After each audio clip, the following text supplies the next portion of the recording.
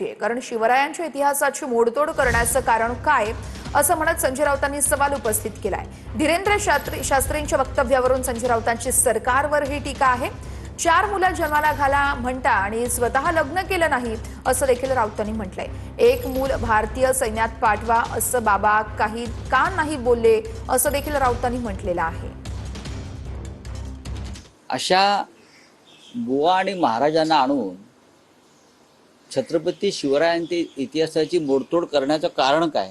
ते जे बुवा आहेत, तरुण कोणीतरी एक, त्यांनी छत्रपती शिवाजी महाराजांच्या इतिहासावरती जेव्हा हे बोलत होते तेव्हा राज्याच्या मुख्यमंत्र्यांनी त्यांना थांबवायला हवं होतं किंवा सरसंघ चालकांनी त्यांना रोखायला हवं होतं आणि त्यांना महाराष्ट्राच्या भावना, इतिहास याबाबत जाणीव करून द्यायला हवं होती। ते बुवा म्हणजे कोणी या पृथ्वी तलावरची महान व्यक्ती नाही। आता एखाद्या संताला बोलताना थांबवणं हे शिष्टाचाराच्या विरोधात होते, परंतु मुख्यमंत्र्यांनी त्यांची भूमिका स्पष्ट केलेली आहे।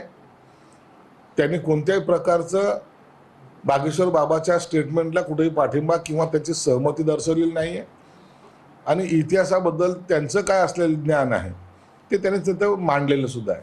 म्हणून बागेश्वर बाबा असेल किंवा इतर कोणी महाराज असतील, एखाद्या वेळेला बोलत असताना तिथं म्हणजे चुकीचा मेसेज जाऊ नये म्हणून त्यांनी कदाचित थांबवलं नसेल, परंतु बागेश्वर बाबाच्या कोणत्या स्टेटमेंटला कुणाचाही सपोर्ट नाही आहे। त्यांनी केलेल्या वक्तव्याला कोणी सहमतही नाही आणि त्याचा सर्वांनी सुद्धा निषेध केलेला आहे। अशा पद्धतीचं बागेश्वर धाम यांचं वक्तव्य आल्यानंतर त्याचं आम्ही समर्थन केलेलं नाही, परंतु तुम्ही टिपू सुलतानची छत्रपती शिवाजी महाराजांशी तुलना झाल्यानंतर उद्धवजी ठाकरे हर्षवर्धन सपकाळ यांचा निषेध करण्यासाठी आजपर्यंत पुढे आले नाही। अद्याप हर्षवर्धन सपकाळांचा निषेध ना उद्धवजी ठाकरेंनी केला ना उभाटा गटाने केला।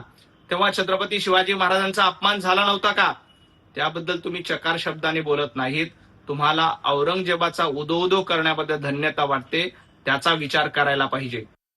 पूरी भारत में कहीं आपदा आती ना तो लोग प्राण बचाकर भागते, लेकिन हमारे राष्ट्रीय स्वयंसेवक संघ का एक एक कार्यकर्ता प्राण बचाकर नहीं भागता, वहां जाकर प्राण बचाता है। ये है स्वयंसेवक संघ, ये है राष्ट्रीय स्वयंसेवक संघ। हम पूरे भारत से प्रार्थना करेंगे, बच्चे तो 4 पैदा करो पर एक स्वयंसेवक संघ के लिए दो, हाँ, ताकि दूसरों को बचाने को काम आए। ते बुवा म्हणजे कोणी या पृथ्वी तलावरची महान व्यक्ती नाही। वय काय त्यांचं वय काय, अभ्यास काय? ते असं म्हणतात का किती मुलं जन्माला घाला? 4 मुलं। तुम्ही घाला ना आधी, तुम्ही ब्रह्मचारी, हा, अजून तुमचं लग्न झालेलं नाही आणि दुसऱ्यांना सांगताय की 4 मुलं जन्माला घाला आणि एक मूल कोणाला द्या? हा, मग तुम्ही द्या, 25-25 मुलं जन्माला घाला आणि हवी तेवढी द्या, काय हरकत नाही। स्वतःपासून हे जे संत बुवा महाराज आहेत त्यांनी ही सुरुवात स्वतःपासून करायला हवी। हिंदूंनी 4 केले पाहिजे का 5 केले पाहिजे?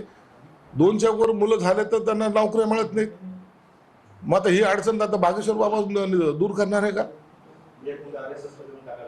अरे पण 2च्या नंतर 3रं मुलगा झालं तर नोकरी मिळत नाही, निवडणूक लढवता येत नाहीत। याच्यावर बागेश्वर बाबांनी तोडगा काढला पाहिजे। एक मुलगा कुणाला द्यायचंय, कुणाला ठेवायचंय, सांभाळायची ताकद तर असली पाहिजे ना। म्हणून असे वक्तव्य करून समाजामध्ये काहीतरी आपण वेगळा संदेश देतोय, हे करण्यापेक्षा सरकार आहे त्यांना सांगा की आम्हाला आणखी परमिशन द्या।